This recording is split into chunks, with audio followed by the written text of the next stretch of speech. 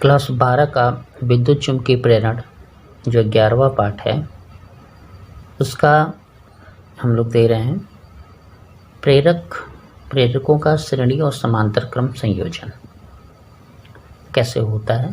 Proof तो नहीं दिया जा सकता, इसका केवल गुणात्मक ही व्याख्या है। जैसे दो प्रेरक कुंडली को दूर जोड़ा जाए, है ना, दूर रहे, जैसे ये काफ़ी दूर दिख रही है, दूर रहे तो उनके बीच का स्वप्रेरण गुणांक श्रेणी क्रम में, ये श्रेणी क्रम में जुड़ी हुई है कुंडली, आपका ये श्रेणी क्रम है, तो उसका तुल्य जो आता है प्रेरकत्व तो वो ये आता है। लेकिन अगर वही कुंडली पास पास जोड़ी जाए, यानी दोनों करीब रहें, तो उनमें एक अन्योन्य प्रेरण अलग से आ जाता है, तो वो अन्योन्य प्रेरण आपका ऐड हो जाता है। तो L1 + L2 + 2m, ये m जो है आपका अन्योन्य प्रेरण गुणांक है, अन्योन्य प्रेरण गुणांक है या अन्योन्य प्रेरकत्व है, ये ऐड हो जाता है उसमें। अगर ये कुंडली जो है आपकी इस तरह से हो जाए, जैसे ये पास पास आ जाए, ऐसे एक ही धारा बहे, उल्टा बहे, तो ये तो तब का है जब ये सीधा सीधा जा रही होगी आई धारा, प्रेरित धारा। और अगर धारा कुंडली इस प्रकार मुड़ी होगी, तो अगर आमने सामने आ जाए तो उसका प्रेरण गुणांक ये हो जाता है। देखिए ये पास पास था तो उसके लिए 2m एक्स्ट्रा जुड़ा, दूर था तो L1 + L2 हुआ। अगर ये इस तरह हो जाएगा तो L1 + L2 - 2m हो जाएगा। और समांतर क्रम में अगर जोड़ दिया जाए, समांतर क्रम में जोड़ने का मतलब ये है कि ये कुंडली के बीच की दूरी बढ़ ज़्यादा हो। अगर पास पास आ जाएंगे तब तो दूसरा हो जाएगा, अगर दूर दूर होंगे तो 1/L बराबर 1/L1 + 1/L2 होगा। हम ऐसा भी कह सकते हैं कि ये हो जाएगा L1 L2 / L1 + L2, ऐसा भी कह सकते हैं हम, ठीक है। अब देखते हैं अन्योन्य प्रेरण। अन्योन्य प्रेरण की घटना है, दो पास पास अगर कुंडलियों को रखा जाए, चालक कुंडलियों को दो पास पास रखा जाए और पहले कुंडली में धारा के मान को चेंज किया जाए, परिवर्तन किया जाए, तो दूसरी कुंडली में चुंबकीय फ्लक्स परिवर्तन होता है। देख लीजिए, जब यहाँ पे हम धारा के मान को चेंज करेंगे तो इसका चुंबकीय क्षेत्र चेंज होता रहेगा, तो यहाँ पे जो चुंबकीय फ्लक्स बनेंगे इस कुंडली के लिए वो आपके बनेंगे, उसके कारण इसमें एक प्रेरित धारा उत्पन्न होगी, प्रेरित विद्युत वाहक बल उत्पन्न होगा।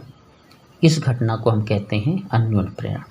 पहले वाली कुंडली को कहते हैं जिसमें हम धारा का मान चेंज करते हैं, उसे कहते हैं प्राथमिक कुंडली, और दूसरे में जिसमें धारा के मान के प्रभाव से चुंबकीय प्रेरण क्रिया होती है उसे कहते हैं द्वितीय कुंडली, सेकेंडरी कॉइल, ठीक है। ये आपकी कैसी होगी, प्राथमिक कॉइल होगी। समझ में आ गया। तो इसी की भाषा में अगर हम लिखें कि दो पास पास, जैसे प्राइमरी सेकेंडरी कुंडलियों में से किसी एक कुंडली में, जैसे हमने प्राइमरी में लिखा है, कुंडली में धारा के मान परिवर्तन से दूसरी कुंडली में चुंबकीय फ्लक्स परिवर्तन होता है और प्रेरित विद्युत वाहक बल तथा प्रेरित धारा प्राप्त होती है या उत्पन्न होती है, इस घटना को कहते हैं अन्योन्य प्रेरण। फिर से देख लीजिए, दो पास पास रखी कुंडलियों में से किसी एक कुंडली में धारा के मान परिवर्तन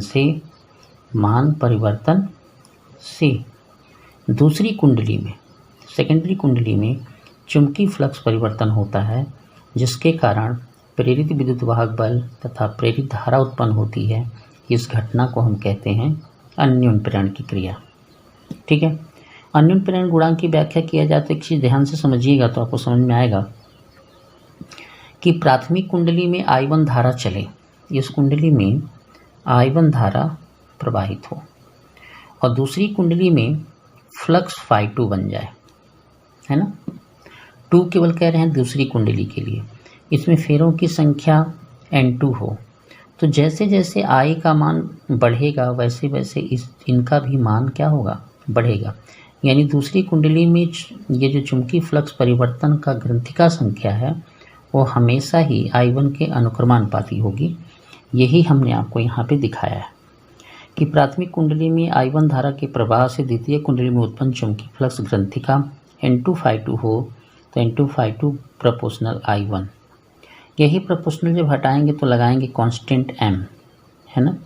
ये कांस्टेंट हम लगाते हैं M और इसी को कहते हैं दोनों कुंडलियों के बीच का अन्योन्य प्रेरण गुणांक। तो M बराबर हो जाएगा N2/2/I। इसी को कहते हैं अन्योन्य प्रेरण गुणांक या अन्योन्य प्रेरकत्व। किसको कहते हैं? M को कहते हैं। क्लियर हो गया। अब देखिए, अगर हम इसकी M की परिभाषा दें, M की परिभाषा अगर हम दे रहे हैं तो देखिए यहाँ पे ये हमारा सूत्र अभी हमने निकाला है N2/2 बराबर I1M।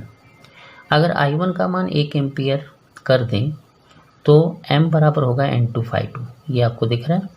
अब इसी में से हम कर लेते हैं। अन्योन्य प्रेरण की क्रिया में यदि प्राथमिक कुंडली में 1 एम्पियर की धारा प्रवाहित हो, ठीक है, और द्वितीय कुंडली में उत्पन्न चुंबकीय फ्लक्स ग्रंथिकाओं की संख्या, चुंबकीय फ्लक्स ग्रंथिकाओं की संख्या, यानी आप इसको क्या कह सकते हैं, N2/2 को दोनों कुंडलियों के बीच का अन्योन्य प्रेरण गुणांक M कहते हैं। फिर से समझ लीजिए, अन्योन्य प्रेरण की क्रिया में यदि प्राथमिक कुंडली में 1 एम्पियर की धारा प्रवाहित हो तो द्वितीय कुंडली में उत्पन्न चुंबकीय फ्लक्स ग्रंथिकाओं की संख्या को दोनों कुंडलियों के बीच का अन्योन्य प्रेरण गुणांक कहते हैं। इससे किससे दिखाते हैं? M से। ठीक है। अब देखिए, अब एक नई हेडिंग पे आते हैं। तो अन्योन्य प्रेरण की क्रिया में कितना प्रेरित विद्युत वाहक बल बनेगा? तो देखिए, हमेशा प्रेरित विद्युत वाहक बल द्वितीय कुंडली में है। तो द्वितीय कुंडली में प्रेरित विद्युत वाहक बल E2 बराबर N2 डेल्टा φ2 डेल्टा T। ये आपका तो कॉमन हो गया। ये आप पहले से पढ़ते आए हैं कि जिस कुंडली में चुंबकीय फ्लक्स परिवर्तन होगा उसी कुंडली में प्रेरित विद्युत वाहक बल बनेगा। तो N2 डेल्टा φ2 डेल्टा T ये द्वितीय कुंडली को शो कर रहा है, क्योंकि हमने 2 कहा है, यहाँ 2 साइन दिया है, यहाँ भी 2 साइन दिया है। अब इसको थोड़ा सा सेट करते हैं तो डेल्टा को बाहर निकाल लेते हैं तो N2/2 हो गया। N2/2 का मान हम लोग पीछे पढ़े हैं, अभी तुरंत पढ़े हैं कि MI1 होता है। तो हमने यहाँ पे MI1 पुश कर दिया।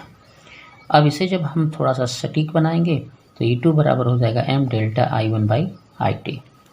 इसको कहते हैं अन्योन्य प्रेरण गुणांक। याद रखिएगा, M का जो मात्रक है वो हेनरी होता है और जो बीमा है वो ML2T-2A-2। याद रखिएगा, यही मात्रक स्वप्रेरकत्व का भी था, L का भी मात्रक यही था, है ना। ठीक है। अब 1 हेनरी के अन्योन्य प्रेरण में अगर परिभाषा दे रहे हो हम 1 हेनरी की, ठीक है, तो कैसे लिखेंगे? जैसे हमारा ऊपर वाला देखिए, ये हमने सूत्र लिया है, इसी सूत्र को हम थोड़ा फाइंड कर रहे हैं। तो इसमें delta I1 by delta T बराबर 1 एम्पियर पर सेकेंड ले रहे हैं। तो और E2 का मान अगर 1 वोल्ट मिल जाए तो उसका M का मान 1 हेनरी हो जाएगा। अब इसी को हम व्याख्या करते हैं कि अन्योन्य प्रेरण की क्रिया में यदि प्राथमिक कुंडली में 1 एम्पियर प्रति सेकंड की दर से धारा का मान परिवर्तन हो और द्वितीय कुंडली में 1 वोल्ट का प्रेरित विद्युत वाहक बल बने तो उन दोनों कुंडलियों के बीच का अन्योन्य प्रेरकत्व 1 हेनरी होगा या अन्योन्य प्रेरण गुणांक 1 हेनरी होगा।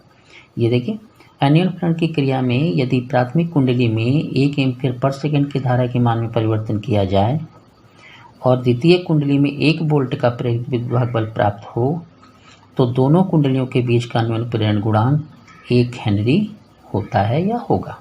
क्लियर। अब देखिए, 2 कुंडलियों के बीच का अन्योन्य प्रेरकत्व कैसे निकालते हैं।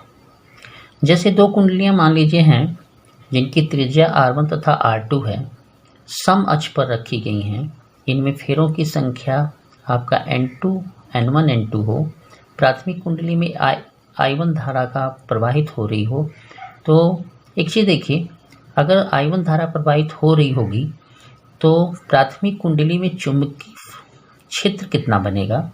सूत्र है μ02 I/R होता है। तो यहाँ प्राथमिक कुंडली में तो I1/R कॉमन कर लेंगे, उस कुंडली का हम संख्या लिख लेंगे।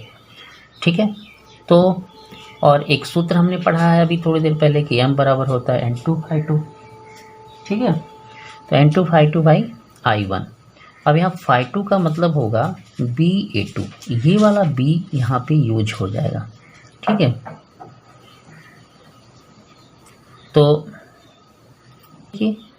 तो यहाँ हम जब B का मान रखेंगे, ये हमने पूरा B का मान को रखा है, देख लीजिए।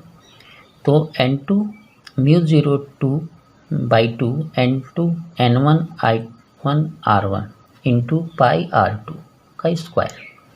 ये जो क्षेत्रफल है ये दूसरे कुंडली का है, तो हम इसको पाई R2 स्क्वायर लिखेंगे। ठीक है, वो हमने यहाँ यूज किया है। तो अब देखिए I कट गया। ठीक है, I1 कट गया। तो अब आपको क्या मिल रहा है वो देख लीजिए ध्यान से। आपको मिल रहा है μ0/2 पाई R2 स्क्वायर और बटे R1। ठीक है, और N1 और N2 एक साथ। ठीक है, ये आपका हो जाएगा दोनों कुंडलियों के बीच का अन्योन प्रेरण गुणांक, जब कुंडलियां कैसी हों, समतल हों। ठीक है, अब देखते हैं युग्मन गुणांक। देखिए, दो कुंडलियों का स्वप्रेरकत्व अगर L1 L2 है और एक साथ यूज हो रही हैं, तो संयुक्त कुंडली का अन्योन प्रेरकत्व M जो M है, ठीक है ना, तो दोनों कुंडलियों का युग्मन गुणांक, युग्मन मतलब जोड़े का गुणांक जो होगा, यानी तुल्य गुणांक जो होगा, K बराबर √M1/L1 इंटू L2। क्लियर हो गया? ध्यान से समझ लीजिए फिर से कि अगर दो कुंडलियों के बीच का स्वप्रेरकत्व L1 L2 है और संयुक्त रूप से उसका अन्योन प्रेरकत्व M है, तो दोनों कुंडलियों के बीच का युग्मन गुणांक K बराबर होगा √M/L1 गुणे N2। और एक चीज़ याद रखिएगा कि युग्मन गुणांक कभी भी एक से बड़ा नहीं होता, एक से छोटा ही होगा, क्योंकि M जो मान आता है वो छोटा आता है एक से। ठीक है, धन्यवाद। आप पीछे के वीडियो को भी देखें, तब आपको मिलेगा। और ये वाली थ्योरी को खास करके पढ़ें आप लोग, ये वाली थ्योरी आप खास करके पढ़ें, क्योंकि यही पेपर में अब आने लगा। थोड़ा ट्रिकली है लेकिन बेटर है। आप इसको अगर ध्यान से पढ़ें तो 2 नंबर 3 नंबर में आता है ये थ्योरी। ठीक है।